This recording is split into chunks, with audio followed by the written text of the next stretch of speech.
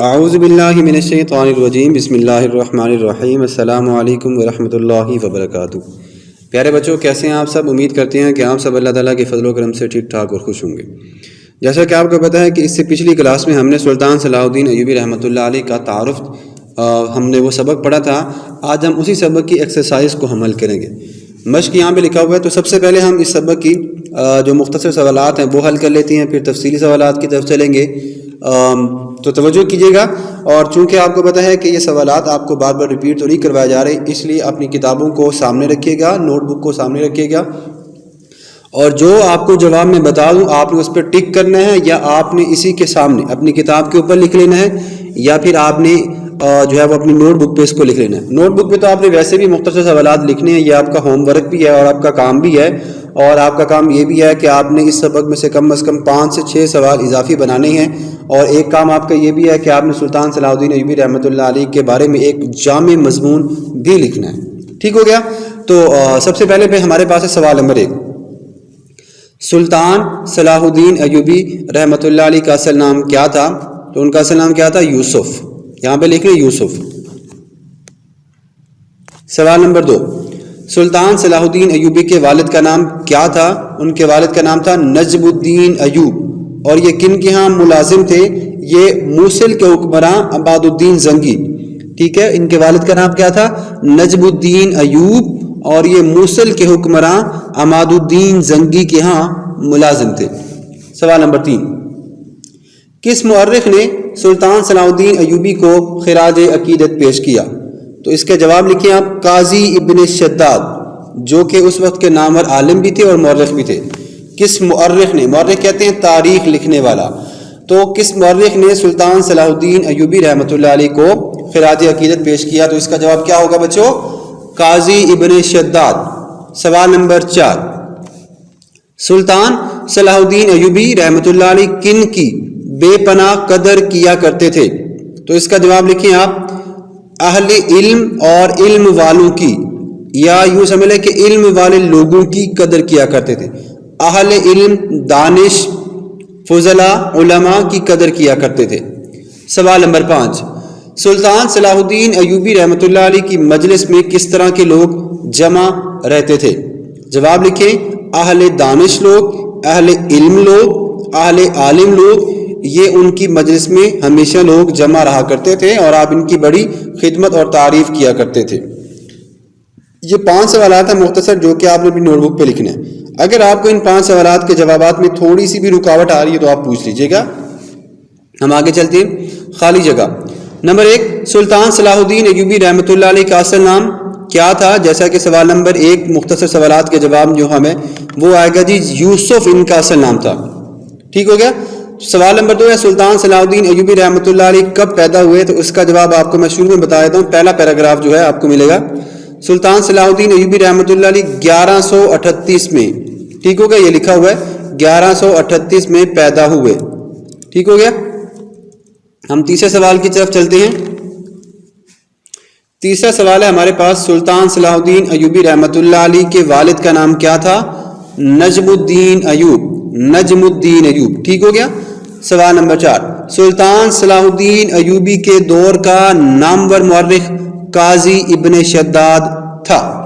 سوال نمبر 5، سلطان صلاح الدین ایوبی رحمۃ اللہ علیہ نے اپنے چھوٹے بھائی کی وفات پر، چھوٹے بھائی یا بھائی کی وفات پر شعر کہے تھے۔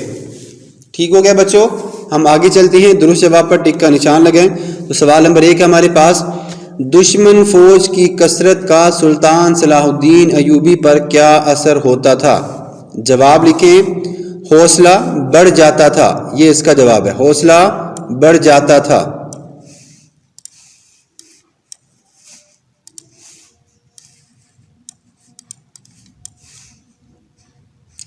سوال نمبر 2 ہمارے پاس، وفات کے وقت سلطان صلاح الدین ایوبی کے پاس کتنے درہم تھے؟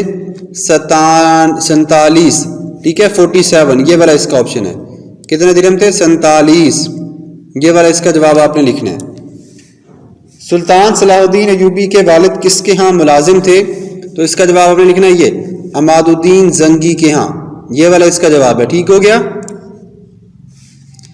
तिलावत कुरान मजीद सुनकर सुल्तान सलाहुद्दीन अयूबी पर कैसी कैफियत तारी हो जाती थी? तो इसका जवाब लिखें, ये वाला सवाल है इसका, फूट फूट कर रोते थे। ठीक हो गया। सुल्तान सलाहुद्दीन अयूबी रहमतुल्लाह अलैह को किस चीज़ से राहत मिलती थी? तो इसका जवाब लिखें, ये वाला इसका दुरुस्त जवाब है, फयाजी से आपको राहत मिलती थी।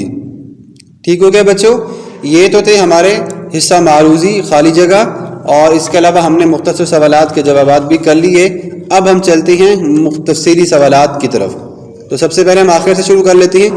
सुल्तान सलाहुद्दीन अयूबी रहमतुल्लाह अलैह का सबसे बड़ा कारनामा, सुल्तान सलाहुद्दीन अयूबी का सबसे बड़ा कारनामा ये था। आप जवाब लिखें, मैं आपको लिखवाता हूँ।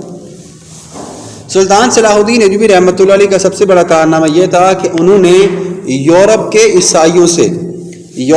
ईसाइयों से बैतुल मुक़द्दस को आज़ाद करवाया था, फ़तह करके बैतुल मुक़द्दस को आज़ाद करवाया था।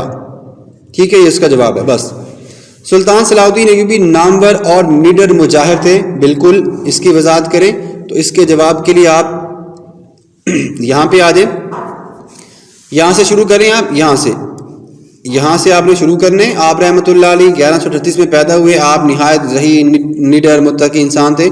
आप आगे चलते हैं और आपने यहाँ तक आपने इसका जवाब ख़त्म कर देना। बड़े कवि रोब दिल, यहाँ तक ये नज़र आ रही है, ये आखिरी लाइन, आपने यहाँ तक इसका जवाब मुकम्मल करना है। ये देखें, मैंने इसको ब्रैकेट किया हुआ है, आपको समझ आ गई होगी।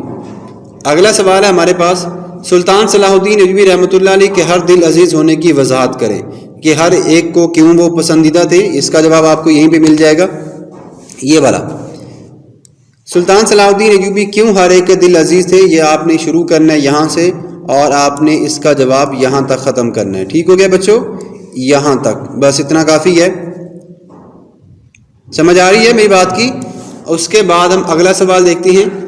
अगला सवाल है हमारे पास, सुल्तान सलाहुद्दीन अयूबी रहमतुल्लाह अलैह की फयाजी के बारे में आप क्या जानते हैं? ठीक है, फयाजी किसको कहते हैं? जो बड़ा सखी होता है, बड़ा सखावत करने वाला होता है। तो सबसे पहले आपने क्या काम करना है? तो सुल्तान सलाहुद्दीन अयूबी रहमतुल्लाह अलैह की फयाजी के बारे में आप क्या जानते हैं? ध्यान से तवज्जो से देखिएगा, ये सवाल आपको ज़रा दो टुकड़ों में मिलेगा, इसलिए मैं आपसे कह रहा हूँ ज़रा तवज्जो से सुनिएगा। सबसे पहले आपने इस सवाल को लिखना है और याद करना है। सुल्तान सलाहुद्दीन अयूबी रहमतुल्लाह अलैह जो है वो बड़े फयाज और हमेशा हद दर्जा सखी थे। तो आपने सबसे पहले इसका सवाल का जवाब यहाँ से शुरू करना है। सुल्तान सलाहुद्दीन अयूबी रहमतुल्लाह अलैह बेहद फयाज, एहसान करने वाले, अफ़्व दरगुज़र से काम लेने वाले। यहाँ से चलते जाएँ और आप आगे चलते जाएं। उनकी फयाजी का ये हाल था कि हुक्मरान होने के बावजूद वो अक्सर सारी ज़िंदगी ज़कात की अदायगी के लिए निसाब निसाब न थे। वो अक्सर कहा करते थे कि फयाजी से मुझे राहत मिलती है, ये भी आपने लिखना है। और यहाँ तक आपने इस सवाल का जवाब मुकम्मल करना है। ठीक हो गया बच्चों, समझ आ गई है? मैंने आपसे कौन सा सवाल करवाया है, समझ आ गई होगी आपको। अब हम पहला सवाल कर लेते हैं। सुल्तान सलाहुद्दीन अयूबी रहमतुल्लाह अलैह कौन थे, इनका तारुफ लिखना है। तो वो जैसा कि मैंने आपको पिछले लेक्चर में इनका मुकम्मल तारुफ बताया है, आप वहाँ से भी कर सकते हैं, वरना आप सुल्तान सलाहुद्दीन अयूबी रहमतुल्लाह अलैह का जो ये तारुफ है, ये आपने पहला पैराग्राफ ये कर लेना है। इसके अलावा आपके पास एक सूरत हाल ये भी है कि आपने सुल्तान सलाहुद्दीन अयूबी रहमतुल्लाह अलैह के सबक को मुकम्मल पढ़ना है। पढ़ने के बाद आपने इसका मुख्तसर सा जो आप इनका तारुफ लिख देना है। जैसा कि आपको बताया कि आप उर्दू में किसी और किताब में पढ़ते हैं कि फ़लाँ बंदे का तारुफ लिखें, अल्लामा इकबाल का लिखें, क़ायद आज़म का लिखें, तो ज़ाहिर है उसमें आप क्या क्या बातें लिखते हैं वो मैं ज़रा आपको बता देता हूँ, आप नोट कर लीजिएगा। और आपने सुल्तान सलाहुद्दीन अयूबी रहमतुल्लाह अलैह के तारुफ में वही बातें भी लिख देंगे तो वो जवाब काफ़ी होगा। सबसे पहले आप उनका नाम बताएं, उनका नाम क्या है, उनके वालिद का नाम क्या था, कब पैदा हुए, कहाँ पे पैदा हुए। ठीक है, कब पैदा हुए, कहाँ पे पैदा हुए, आप क्या करते थे, आपके वालिद क्या करते थे, ये हो गया। आपने तालीम कहाँ से हासिल की, तालीम हासिल करने के बाद आपका सबसे बड़ा कारनामा क्या था, और इसके अलावा आपने बैतुल मुक़द्दस को कब फ़तह किया। और इसके अलावा आप इसमें यह भी लिखें कि आपके हुस्न व अखलाक कैसे थे, आपकी सीरत कैसी थी, ये देखें आपकी शख्सियत कैसी थी। ये जो अंडरलाइन कर रहा हूँ मैं यहाँ पे आपको नज़र आएगा, आपकी शख्सियत कैसी थी, आप कैसे काम करने वाले थे, ज़िंदगी में आपने क्या क्या काम किया। और इसके अलावा ये भी आप लिख लें यहाँ पे कि वो फयाजी से बड़ी मोहब्बत किया करते थे, माल बड़ा खर्च किया करते थे। اور اس کے علاوہ ایک دو لائنیں آپ یہاں سے بھی لکھ لیں. تعارف ہے نا, تعارف میں تو آپ نے مکمل باتیں لکھنی ہوتی ہیں. ٹھیک ہے, قرآن مجید کی اکثر تلاوت کیا کرتے تھے. جب آپ کا بھائی فوت ہوا تو آپ بڑے رنجیدہ ہوئے تھے, اور آپ کی عمر مبارک کتنی تھی, آپ نے کتنے سال کی عمر میں وفات پائی, یہ سارا کچھ آپ نے یہاں سے لکھنا ہے.